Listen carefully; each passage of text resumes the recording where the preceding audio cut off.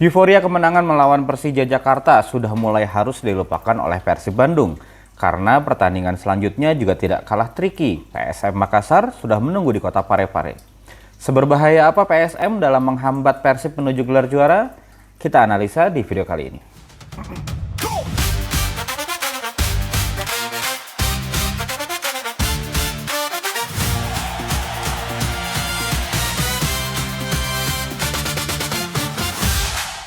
Setelah berhasil melewati dua hambatan terbesar gitu ya di akhir putaran kedua, yaitu ketika away melawan Bayangkara dan juga away melawan Persija Jakarta, peluang juara Persib semakin besar. Tapi tetap aja nih, Persib belum juara, sehingga Persib jangan sampai lengah, apalagi kehilangan fokus ketika menghadapi dua pertandingan terakhir. Terdekat PSM Makassar akan menjadi lawan berikutnya Persib Bandung. Di video kali ini akan kita bahas kekuatan dari PSM Makassar khususnya di putaran kedua ini. Sebelum kita mulai analisanya, buat teman-teman yang suka dengan konten analisa yang seperti ini gitu ya, konten analisa biodata yang mungkin tidak teman-teman temukan di channel yang lain, boleh di-subscribe agar channel ini semakin berkembang. Terima kasih. Oke, seperti biasa kita mulai analisanya dengan melihat hasil yang didapatkan oleh lawannya Persib di putaran kedua gitu ya. PSM di putaran kedua sudah memainkan 15 pertandingan dan hasilnya bisa dibilang tidak terlalu baik. Karena hanya mendapatkan 4 kemenangan, 3 hasil draw, dan 8 kekalahan. Total poin yang didapatkan adalah 15 poin, mencetak 17 gol dan kebobolan 26 gol. Dan kalau kita lihat rankingnya nih ya, hanya di putaran kedua saja PSM ada di peringkat ke-14. Sedangkan Persib Bandung sendiri ada di peringkat kedua ya setelah Borneo FC, selisih hanya 1 poin saja. Lalu tidak hanya secara result, kalau kita lihat kita ranking nih ya berdasarkan performance, berarti kita nge-ranking expected points yang didapatkan dari kita menghitung nilai XG dan XGA setiap pertandingan. Kalau tadi by result PSM ada di peringkat ke-14, secara performance malah di peringkat ke-15 ya, nggak beda jauh lah ya. Jadi memang hasil yang didapatkan oleh PSM di putaran kedua ini dikarenakan secara performa pun memang PSM tidak bermain dengan baik gitu ya. Kalau kita lihat match by matchnya PSM di putaran kedua memang terlihat secara hasil maupun secara performance banyak merahnya gitu ya. Jadi ini menandakan kalau secara result memang banyak kalahnya ya. Tadi sudah disampaikan ada 8 kekalahan dan itu pun nggak cuma di away gitu ya, di home-nya pun tidak terlalu bagus.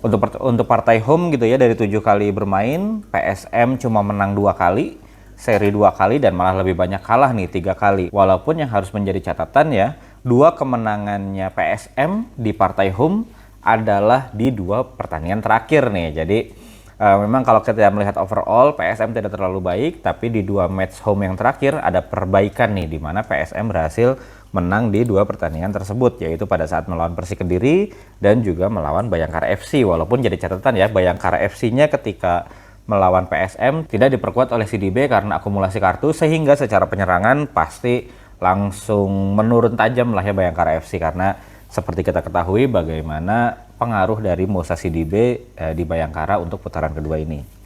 Kalau kita lihat secara performance, bahkan hanya 3 pertandingan nih PSM yang nilai XG-nya lebih tinggi ketimbang nilai XGA-nya. Jadi XG-XGA-nya positif gitu ya. Pada saat pertandingan away melawan Persija, pada saat away melawan PSIM, dan juga pada saat away melawan Arema. Jadi ketika bertanding di home sebenarnya nilai XG-XGA-nya selalu negatif gitu ya, atau ada satu yang sama nih antara XG dan XGA-nya ketika melawan Semen Padang. Ini menjadi modal berharga nih untuk Persib gitu ya.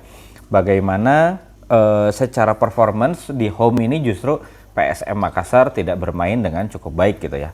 Kalau kita bandingkan dengan match by matchnya Persib nih, lebih banyak yang hijau ya, itu menunjukkan bagaimana dominannya Persib di putaran kedua ini.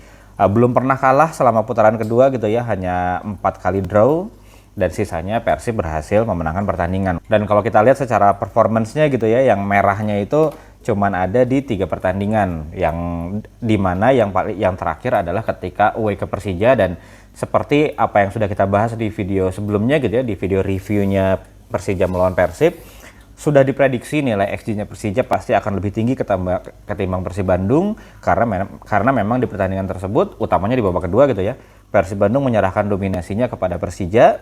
Persibnya lebih fokus memperkuat pertahanan, bagaimana memastikan Persija tidak mencetak gol lagi, dan itu berhasil gitu ya rencananya. Agar lebih jelas di mana posisi kedua tim gitu ya, baik Persib maupun PSM, saya mencoba membuat grafik dengan menggabungkan nilai XG dan juga XGA, lalu saya bagi menjadi 4 kuadran berdasarkan nilai average-nya gitu ya. Di sini kelihatan untuk Persib sendiri ada di kuadran kanan, itu artinya secara penyerangan dia berhasil menciptakan high quality attack gitu ya, dan untuk defense-nya berhasil membuat defense yang solid gitu ya. Di sisi lain PSM Makassar malah ada di kuadran kiri, yang artinya secara penyerangan juga tidak terlalu bagus, dan juga secara defense juga leaky gitu ya, atau mudah ditembus lah, bisa dibilang seperti itu. Dan memang yang terjadi dengan PSM di putaran kedua secara hasil gitu ya, secara performance memang tidak lebih baik atau ada penurunan nih kalau kita bandingkan dengan putaran pertama. Hal itu terlihat dari parameter-parameter yang saya tampilkan ini gitu ya, baik parameter attack maupun defense semuanya merah. Itu artinya ya dibandingkan putaran pertama, di putaran kedua ini lebih jelek gitu ya. Jadi untuk attack-nya dari shots per match, shots on target per match gitu ya, XG per match, goal scored per match, itu semuanya menurun dibandingkan dengan putaran pertama. Begitupun untuk defense, parameter-parameter defense-nya semuanya merah gitu ya, dan itu berpengaruh memang terhadap nilai poin per match maupun expected point per match-nya untuk PSM menurun dibandingkan dengan putaran pertama. Kalau saya coba buat visualisasi biar lebih kebayang lagi gitu ya, seperti apa untuk kualitas attack-nya, ini saya coba ambil data, saya gabungkan dalam satu grafik antara jumlah shots dengan XG per shots. Untuk jumlah shots sudah jelas, yaitu menunjukkan jumlah tendangan yang dimiliki oleh tim tersebut. Berarti menandakan bagaimana secara attacking mereka bisa menghasilkan tendangan gitu ya. Lalu untuk XG per shots, parameter ini untuk menilai setiap tendangan itu nilai XG-nya tinggi atau rendah. Kalau tinggi berarti kualitas peluangnya itu cukup bagus gitu ya. Kalau misalkan rendah maka sebaliknya. Nah ini lagi-lagi posisinya Persib ada di kuadran kanan atas, yang artinya secara shot volume itu Persib banyak gitu ya, dan secara kualitas tendangannya pun cukup bagus gitu ya dibandingkan dengan tim-tim yang lainnya. Di kuadran kanan atas ini Persib bersama dengan Borneo gitu ya, kelihatan dominasi dua tim ini gitu. Dan dengan Persebaya, walaupun Persebaya agak sedikit ke bawah mendekati average line untuk XG per shot gitu ya.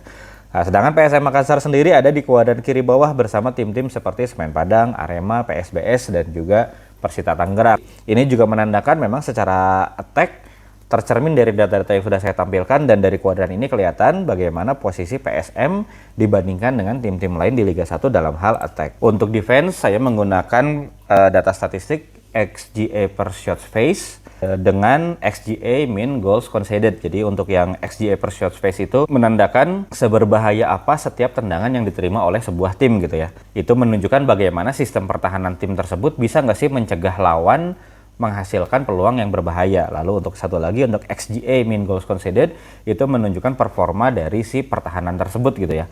Kalau XGA mean goals conceded-nya itu positif, berarti pertahanan tersebut performance-nya lagi bagus nih. Karena XGA itu menunjukkan berdasarkan peluang yang didapatkan oleh tim lawan gitu ya, normalnya tim tersebut kebobolan berapa, sedangkan goals conceded adalah realnya mereka kebobolan berapa. Sehingga kalau nilainya positif, berarti mereka bisa kebobolan dengan jumlah yang lebih sedikit ketimbang seharusnya gitu ya. Nah ini kalau dilihat, lagi-lagi Persib ada di posisi kanan atas, yang artinya iron defense nih, artinya secara sistem pertahanan berhasil membuat tim lawan itu tetap dapat peluang, tapi kualitas peluangnya tidak terlalu bagus, dan performance pertahanannya Persib itu bisa membuat jumlah golnya lebih minimal lagi gitu. Jadi memang pertahanannya sangat kuat, dan PSM sendiri ada di kiri bawah gitu ya. Lagi-lagi ini menunjukkan bagaimana memang terlihat pertahanannya PSM ini ada masalah utamanya di putaran kedua gitu. Jadi ini jadi sesuatu yang harus dimanfaatkan oleh Persib Bandung gitu ya, bahwa PSM Makassar baik attack-nya maupun defense-nya ada masalah nih di putaran kedua ini. Menarik ditunggu bagaimana strategi Bojan untuk memaksimalkan kondisi ini gitu. Untuk line up PSM sendiri sebenarnya kalau saya lihat di beberapa pertandingan terakhir gitu ya, PSM Makassar itu seperti menggunakan dua formasi karena tergantung juga ketersediaan pemain gitu ya. Di beberapa pertandingan ada yang PSM menggunakan formasi 4-2-3-1 adalah ketika salah satu dari backnya itu ada yang nggak main gitu ya. Jadi PSM itu di putaran kedua memiliki 3 back tengah yang cukup kuat gitu ya. Ada Neto Suarez, ada Yoran Fernandes, dan juga Dusan Lagator gitu ya. Ketika satu pemain ini tidak bermain, maka PSM akan bermain dengan formasi 4 back gitu ya. Di kirinya ada Victor Luis, di kanannya ada Mufli, biasanya diisi Mufli atau Victor Detan untuk kuota U23 gitu ya. Sedangkan ketika 3 back tersebut tersedia, PSM akan menggunakan formasi 3-4-3. 3 di belakangnya Dusan Lagator, Yuran Fernandes, dan Neto Suarez. Kesemuanya pemain asing gitu ya. Victor Luis yang biasanya menjadi back kiri, ini naik menjadi wing back kiri. Di kanannya bisa diisi Detan atau Mufli gitu ya. Nah, 3 di depannya biasanya untuk pemain nomor 9 diisi oleh Alex Teng. Lalu untuk penyerang kanannya kadang ada Boboev, kadang Zak Medina juga gitu ya. Dan di kiri biasanya milik Rizky Eka. Pemain yang menurut saya untuk saat ini adalah paling berbahaya dari PSM Makassar. Nanti akan kita bahas. Dan untuk 2 gelandang di tengah gitu ya, biasanya diisi oleh Arfan atau Reski Fandi. Nah, cuma tadi saya baca-baca sedikit berita googling lah ya, berita tentang PSM Makassar. Ada kabar bahwa Gladson, gelandang bertahan asingnya PSM, sudah mulai berlatih dan mungkin bisa bermain melawan Persib. Ini kabar yang tidak terlalu baik ya buat Persib, karena sudah mungkin 4 atau 5 pertandingan nih Gladson ini tidak bermain, otomatis mengurangi sisi bertahan dari PSM Makassar. Tapi dengan adanya Gladson yang memang seorang gelandang bertahan yang cukup kuat gitu ya, itu juga bisa menambah kekuatan dari lini pertahanannya PSM. Walau pertanyaannya apakah cukup untuk menghambat serangan dari Persib Bandung, itu yang akan kita tunggu di pertandingan. Kalau dari line up PSM memang kelihatan ya, PSM itu adalah tim yang mencoba untuk memperkuat pertahanan. Memang gaya mainnya PSM nih kalau saya analisa adalah tim yang mencoba untuk bertahan dulu lalu menyerang lawan dengan transisi yang cepat. Itu kelihatan dari average ball possession-nya PSM itu yang paling rendah dibandingkan 18 tim yang lain gitu ya. Nah, ini fakta menarik juga, bahkan dibandingkan PSBS pun average-nya masih kalah nih PSM gitu ya. Jadi memang mencoba untuk bermain negatif dulu sambil mencari peluang untuk menyerang lawan melalui transisi cepat. Walaupun kalau kita sandingkan nih antara average ball possession dengan conversion ratio, belum terlalu memuaskan untuk PSM Makassar gitu ya. Lagi-lagi Persibnya tetap ada di kuadran kanan atas, artinya secara ball possession dia cenderung lebih dominan ketimbang lawan gitu ya. Dan dari ball possession yang sejumlah itu, Persib berhasil menciptakan conversion ratio ya. Conversion ratio itu jumlah gol dibandingkan dengan jumlah shots gitu ya. Walaupun banyak penonton yang bilang bahwa konversi peluangnya Persib itu jelek gitu ya, itu betul, nggak salah juga gitu ya. Tapi kalau kita bandingkan data untuk keseluruh tim yang ada di Liga 1, Persib masih lebih baik lah ketimbang tim-tim yang lain. Memang kalau kita bandingkan dengan Borneo, dengan Malut gitu ya, conversion ratio-nya Persib memang kalah. Tapi kalau kita ambil data untuk keseluruh tim, Persib masih termasuk jajaran tim yang conversion ratio-nya cukup bagus gitu ya. Sedangkan PSM Makassar ada di kuadran kiri bawah, artinya secara conversion ratio kurang bagus, secara ball possession pun tidak banyak memegang bola. Jadi ada yang tidak berjalan nih di sistemnya PSM Makassar gitu ya. Jadi ketika melakukan transisi penyerangan pun ada sesuatu yang tidak berjalan. Jadi memang dari data-data yang ada kelihatan ya, PSM selalu ada di kiri bawah, Persib selalu ada di kanan atas gitu. Jadi tidak salah ketika optimisme Persib di pertandingan kali ini menjadi lebih besar gitu ya, karena secara performance dari data yang sudah kita tampilkan, Persib jauh lebih unggul ketimbang PSM Makassar. Memang pertandingan away ke PSM selalu tricky karena ya jaraknya yang jauh gitu ya. Tapi ternyata di partai home PSM tidak banyak mendapatkan hasil yang positif juga. Seperti tadi disampaikan ya, dari 7 pertandingan di putaran kedua ini baru mendapatkan 2 kemenangan gitu. Namun bukan berarti juga Persib akan menang dengan mudah. Kita coba analisa PSM di attack-nya yang berbahaya apa, lalu di defense-nya seperti apa. Untuk di attack, yang paling pertama ternotis oleh saya adalah bagaimana ketergantungan PSM dalam mencetak gol dari sisi set piece. Di putaran kedua ini PSM Makassar menciptakan 17 gol. 9 dari 17 gol tersebut berasal dari set piece gitu ya. Karena yaitu PSM mengandalkan trio back-nya gitu ya, bukan cuma untuk bertahan, ketika menyerang pun ketika ada posisi set piece, ketiganya akan langsung melakukan serangan. Dusan Lagator, Yuran Fernandes, dan juga Neto Suarez. Dan ketiganya itu di putaran kedua sudah menciptakan gol gitu ya. Bahkan Yuran Fernandes menjadi top skornya PSM di putaran kedua ya. Kita membahas putaran keduanya aja. Dengan 3 gol bersama Luka Kumik gitu ya. Dusan Lagator 2 gol bersama Sheridin Boboev, dan juga Neto Suarez 1 gol bersama 5 pemain yang lain dan 1 own. Jadi memang PSM ini ketergantungan terhadap 3 pemain di belakangnya itu sangat tinggi, baik dalam hal attack maupun defense gitu ya. Untuk set piece tersebut dari 9 gol itu corner kicknya 4 gol, free kick 3 gol, dan juga penalti 2 gol.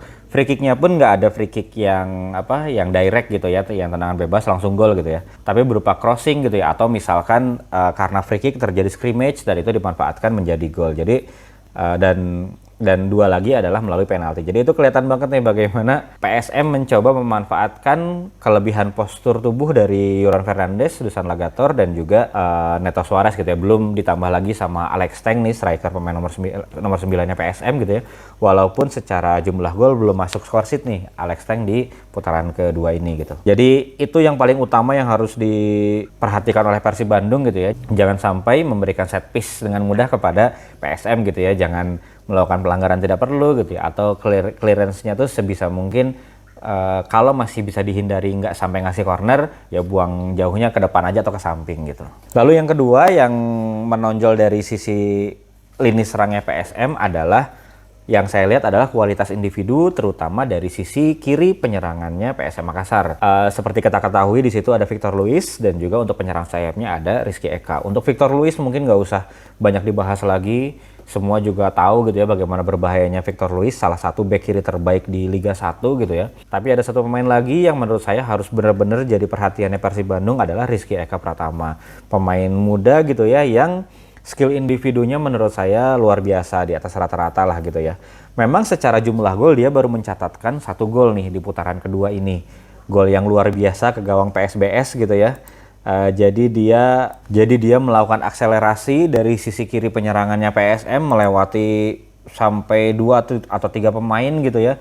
Lalu melakukan tendangan dari dalam kotak penalti, tendangan melengkung, dan itu tercipta gol gitu. Dan bukan cuma gol, memang ada beberapa momen juga ketika penetrasi dia melewati 2 pemain, 3 pemain. Jadi memang secara skill sangat luar biasa gitu ya Rizky Eka Pratama ini. Makanya tadi di awal saya sempat bilang ini adalah pemain paling berbahayanya PSM saat ini gitu ya. Karena ya itu tadi skill individunya benar-benar di atas rata-rata pemain lokal lainnya lah gitu. Dan ini harus menjadi catatan karena lagi-lagi gitu ya, mungkin yang akan banyak diserang adalah sisi sebelah kanannya Persib Bandung yang kemungkinan besar akan diisi oleh Kakang Rudianto, dan penyerang sayapnya biasanya kalau sekarang Berginho gitu ya. Nah, akan kita tunggu juga nih rencana Bojan apakah akan menukar Baros dan Berginho, jadi Berginho dari sebelah kiri, Barosnya di sebelah kanan gitu ya, untuk meminimalisir serangan-serangan dari Rizky Eka dan juga Victor Luis, kombinasi kedua pemain ini gitu. Atau ya Bojan tidak akan merubah winning timnya gitu ya, mungkin akan meminta katakanlah ada Males atau mengcover Kakak Rudianto ketika Berginho-nya telah turun. Tapi dari telestrasi yang sudah saya sampaikan tadi sudah sedikit ada gambaran lah ya bagaimana kualitas individu dari Rizky Eka yang harus benar-benar dijaga ketat oleh para pemain Persib Bandung. Nah, jadi kalau kita lihat ya goal distributionnya PSM berdasarkan prosesnya gitu ya, dari set piece 9 gol, dari individual skills ada 5 gol gitu ya. 5 gol dari individual skills itu 3 dari individual skills, bagaimana satu pemain PSM melewati beberapa pemain dan melakukan eksekusi gitu ya, dan 2 golnya adalah dari long shots. Itu saya masukkan juga ke individual skills karena ya menunjukkan skill si pemain dalam melakukan tendangan jarak jauh gitu ya. Jadi 9 golnya dari set piece dan 5 golnya dari individual skills. Udah 14 gol sendiri dari 17 gitu ya. Jadi memang kalau saya lihat PSM Makassar itu secara attacking cuma 2 itu aja gitu. Kalau nggak melakukan aksi individu, terutama melalui Rizky Eka gitu ya melalui set piece. Jadi kalau saya lihat memang permasalahannya PSM, terutama di putaran kedua ini gitu ya, adalah bagaimana mereka secara skill individu sih sangat luar biasa gitu ya. Nggak cuma Rizky Eka dan Victor Luis gitu ya, pemain-pemain seperti Xavier Roberto, Zak Medina gitu ya, bahkan juga ada Daisuke Sakai gitu ya. Atau bahkan pemain-pemain belakangnya seperti Neto Suarez juga memiliki kemampuan dalam hal dribbling gitu ya. Cuma memang permasalahannya adalah untuk bisa menyerang sebagai sebuah timnya itu yang masih kurang gitu. Makanya pada akhirnya mentok-mentoknya gitu ya PSM mengandalkan individual skills ya. Kemampuan individual skillsnya PSM ini sesuatu hal yang berbahaya, tapi di satu sisi mereka menjadi terlalu dominan individualnya gitu ya untuk kerjasama timnya.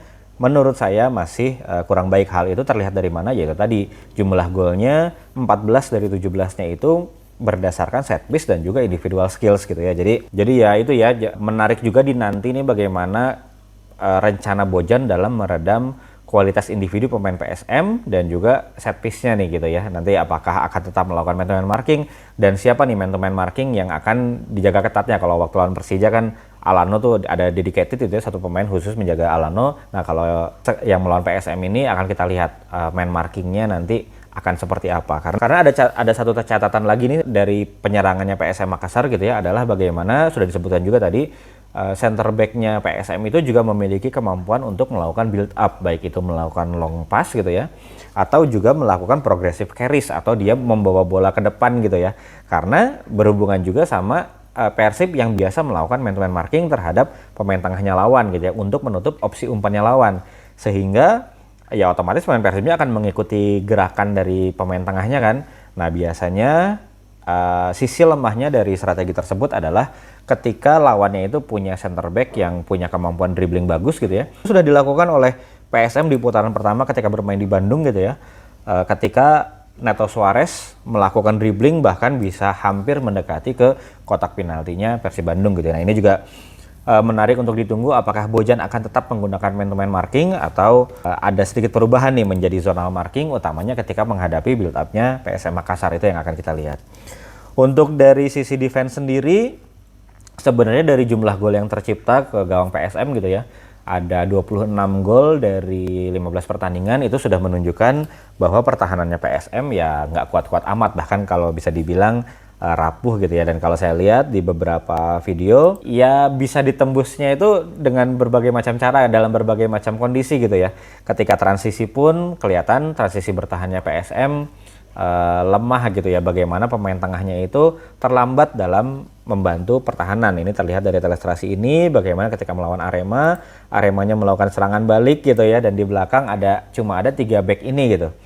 Pemain tengahnya ketinggalan di belakang, dan 3 back ini pun secara posisi antar pemainnya ada space yang bisa dimanfaatkan oleh larinya Gabi gitu. Dan di sini Gabi menerima umpan dari Vinicius, dan gol kedua tercipta untuk dari transisi cepat, memanfaatkan kelemahan transisi bertahannya PSM Makassar gitu. Dan gak cuma saat transisi gitu ya, pada saat PSM bertahan pun kelihatan ada celah-celah yang bisa dimanfaatkan oleh lawan. Celahnya itu baik itu di sisi sayap maupun di sisi tengah gitu ya. Nih satu contoh ketika melawan Borneo, bagaimana pemain Borneo berhasil mengeksploitasi ruang di belakang bek kirinya PSM Makassar gitu ya. Padahal itu Peralta di situ, kita udah tahu ya seberbahaya apa Peralta, pasti akan diwaspadai lah sama tim lawan gitu ya. Nah ini Peraltanya bisa mendapatkan space yang cukup lebar di sisi sayap gitu ya. Bahkan ketika dia menerima bola pun tidak ada pressing maupun marking dari pemain PSM, yaitu mah seolah-olah menyerahkan diri gitu ya. Di momen ini Peraltanya berhasil memberikan assist yang luar biasa kepada Koldo Obieta, sekaligus menciptakan gol kemenangan untuk Borneo atas PSM Makassar gitu ya. Lalu di tengahnya pun ada banyak lubang, kalau saya lihat di sini kelihatan di momen ini gitu ya, ketika melawan Persita Tangerang, secara jumlah pemain sih ada banyak nih pemain PSM. Ada 7 pemain di kotak penalti, tapi awareness terhadap positioningnya itu menurut saya lemah gitu ya. Bagaimana bisa-bisanya pemain di tengah kotak penalti gitu ya tidak terjaga gitu, dan itu menjadi awal mula terciptanya gol kedua dari Persita gitu ya. Jadi kelihatan fokus pemain belakangnya itu kurang gitu ya dalam melakukan markingnya, dalam melakukan positioningnya. Nah itu yang harus dimanfaatkan oleh penyerang-penyerang Persib, penyerang seperti Andrew Jung gitu ya, yang pandai memanipulasi ruang gitu ya, di mana dia selalu mencoba untuk ada di sisi blind side-nya lawan gitu ya, sehingga lawan nggak tahu posisi dia ada di mana. Ini momen berikutnya juga kelihatan di gol ketiganya Arema gitu ya, dalam posisi throw in, sebenarnya bukan situasi yang berbahaya banget juga gitu. Dan di sini kelihatan ada 6-7 pemain PSM lagi-lagi di sekitar kotak penalti ataupun di dalam kotak penalti gitu ya. Tapi bisa-bisanya Vinicius kosong di tengah kotak penalti gitu ya. Jadi udah jelas Vinicius itu penyerang nomor 9-nya Arema, penyerang utamanya Arema gitu ya. Tapi bahkan nggak ada satu pemain yang melakukan marking yang dekat dengan Vinicius gitu. Jadi dia leluasa menerima bola dan menciptakan gol ketiganya untuk Arema gitu. Belum lagi 26 gol yang bersarang ke gawangnya PSM itu cukup banyak juga yang dihasilkan dari blunder tidak perlunya pertahanannya PSM gitu ya. Tercatat di data saya itu ada 5 gol yang tercipta melalui blunder-blunder yang tidak perlu. 2 golnya itu dari, ya mungkin teman-teman ingat ya, golnya Maxwell ketika Persija melawan PSM, Reza Arya kiper PSM mau melakukan clearance malah ke kepalanya Maxwell gitu ya. Atau di telestrasi ini bagaimana kipernya PSM mau melakukan tendangan jauh gitu ya, malah kena ke pressingnya David da Silva dan langsung masuk ke gawang gitu ya. Dan 3-nya lagi adalah blunder-blunder yang kayak harusnya clearance di kotak penalti, tapi ini enggak dan bola berhasil direbut oleh tim lawan dan tercipta gol mudah gitu ya. Di ilustrasi ini juga kelihatan bagaimana ketika melawan Malut gitu ya, kalau di sini malah secara jumlah tidak cukup banyak gitu ya, 4 lawan 4 di kotak penalti itu sesuatu yang nggak boleh sebenarnya ya. Apalagi kalau kita lihat positioningnya nih, 3 pemain Malut ada di tengah kotak penalti dan tidak terkawal, itu PR besar banget nih untuk defense-nya PSM gitu ya. Karena terlihat dari sisi fokusnya, positional awareness-nya itu benar-benar sangat kurang dan itu berbahaya lah ya untuk PSM. Di satu sisi itu jadi hal yang harus dimanfaatkan oleh Persib. Bagaimana caranya, ruangnya udah banyak nih di belakang, mau di sisi sayapnya juga ada banyak ruang gitu ya, mau di sisi tengahnya juga ada banyak ruang, jarak antar lini, jarak antar pemainnya PSM itu sangat lebar. Nah, tinggal bagaimana Persib harus bisa melakukan kombinasi serangan. Dan yang paling penting konversi peluangnya harus bagus gitu ya. Jadi dari analisa tadi kira-kira pertandingannya akan berjalan seperti apa, udah jelas ya kalau menurut prediksi saya Persib akan lebih dominan. Kenapa? Gitu tadi secara average ball position PSM itu paling rendah dibandingkan 18 tim yang lain. Jadi sedangkan Persib di atas 50%. Jadi belum kalau kita bicara hal yang non teknis seperti motivasi nih. Motivasinya Persib mungkin sangat tinggi gitu ya, apalagi dengan kemenangan atas Bayangkara, atas PSIM juga gitu ya, dan keinginan untuk bisa hat-trick ini peluangnya sangat besar gitu, jadi secara motivasi pasti tinggi. Di satu sisi PSM sudah tidak ada kepentingan secara posisi gitu ya, karena untuk degradasi sudah aman, untuk ke atas juga udah sangat sulit gitu ya. Itu juga yang akan menjadi salah satu faktor yang membuat Persib akan lebih dominan di pertandingan kali ini. Walaupun harus dicatat juga PSM tidak akan semata-mata pasrah dengan dominasi Persib gitu ya. Pasti dia juga akan mengintip peluang untuk bisa melakukan serangan balik, terutama melalui sisi kiri dari Victor Luis dan Rizky Eka Pratama yang aksi individunya benar-benar nggak bisa diremehkan gitu. Sehingga apa yang harus dilakukan oleh Persib Bandung dari sisi pertahanan jelas harus diwaspadai sisi kirinya PSM gitu ya, Victor Luis ataupun Rizky Eka. Selain itu untuk set piece-nya juga ya harus diperhatikan, jangan sampai melakukan pelanggaran tidak perlu yang nanti free kick-nya itu bisa dilambungkan ke depan ke kotak penalti gitu ya, dan itu menjadi senjata utamanya PSM Makassar dengan postur tubuhnya Yoran Fernandes, Dusan Lagator dan juga Neto Suarez, belum ada Alex Teng juga gitu. Jadi yang harus diwaspadai jangan kasih banyak set piece dan juga redam aksi individunya Rizky Eka dan juga Victor Luis. Lalu dari sisi penyerangan mungkin Persib lagi-lagi akan berhadapan dengan defense low block gitu ya. Apalagi mungkin PSM akan bermain dengan 3-4-3 di mana 3 back tengah, lalu 2 wing back-nya juga tipikalnya defensif ya. Mungkin di kiri ada Victor Luis, di kanannya ada Mufli gitu ya, yang mereka pasti akan membantu pertahanan sehingga ada 5 atau 6 pemain gitu ya. Jadi lagi-lagi kreativitas para pemain Persib harus kembali muncul nih di pertandingan ini gitu ya. Jangan sampai deja vu nanti seperti ketika pertandingan melawan Arema di mana Persib nggak bisa menembus pertahanan low blocknya lawan gitu ya. Walaupun dari data-data yang sudah saya tampilkan tadi seharusnya sih pertahanannya PSM tidak sekuat Arema Malang. Jadi slow block apapun PSM gitu ya, pasti akan ada celah yang masih bisa dimanfaatkan oleh Persib Bandung gitu. Jadi saya sih masih percaya di pertandingan kali ini Persib mungkin akan bisa mencetak lebih dari 1 gol, mungkin 2 atau 3 gol, tapi kita lihat nanti ya di pertandingan. Oke, the prediction seperti biasa kita melakukan prediksi berdasarkan Poisson Distribution, berdasarkan hasil-hasil yang sudah terjadi di Liga 1 gitu ya. Dari hasil simulasi kelihatan pre-match XG-nya untuk PSM 0,76, untuk Persib 1,12, sehingga persentase kemenangannya Persib lumayan besar nih, ada 44% gitu ya. Sedangkan kemungkinan PSM menangnya 24% dan draw-nya 31%. Jadi cukup terbuka nih peluang untuk Persib bisa memenangkan pertandingan kali ini gitu ya. Secara XG pun tidak terlalu jauh. Nilainya juga di sekitar 43-44%. Persib bisa memenangkan pertandingan.